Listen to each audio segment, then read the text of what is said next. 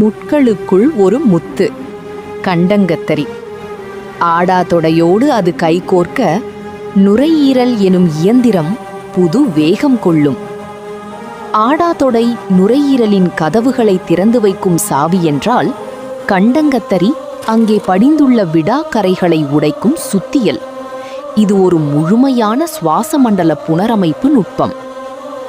கண்டங்கத்தரியில் உள்ள சொலாசோடின் எனும் வேதிப்பொருள் புகைப்பிடிப்பதால் நுரையீரலில் படிந்துள்ள தார் மற்றும் கெட்டியான சளியின் மூலக்கூறு பிணைப்பை தகர்க்கிறது.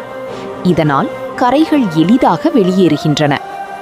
புகையினால் ஏற்பட்ட உள்காயங்களை ஆற்றி நுரையீரலின் திசுக்களை மீண்டும் மென்மையாக்குகிறது. இவை இரண்டும் இணையும் போது நுரையீரலின் வாங்கிகள் தூண்டப்பட்டு இரத்தத்தில் ஆக்சிஜன் கலக்கும் வேகம் அதிகரிக்கிறது.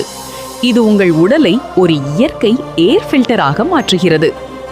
செய்முறை: 5 ஆடாதொடை இலை மற்றும் 1 கைப்பிடி கண்டங்கத்தரி இலையை கழுவி 5 மிளகுடன் சேர்த்து சற்று நசுக்கி 200 மில்லி நீரில் சேர்த்து அதை பாதியாக 100 மில்லி குறையும் வரை சுண்ட காய்ச்ச வேண்டும்.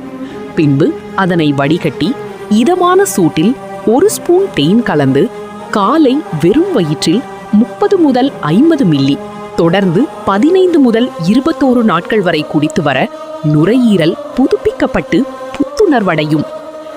நெருப்பால் கருகிய காடு மழையால் துளிர்ப்பது போல கசப்பு சாற்றில் உயிர் மீட்கும் தமிழனின் உயிரி தொழில்நுட்பம் இது. மொழி என்பது வெறும் எழுத்து மட்டுமல்ல, அது நம் அடையாளம். அன்னை மொழி அறிவோம், தமிழ் அன்னை வளர்ப்போம். தமிழுடன் சேர்ந்து நாமும் வளர அன்னை மொழி அறிவோம்.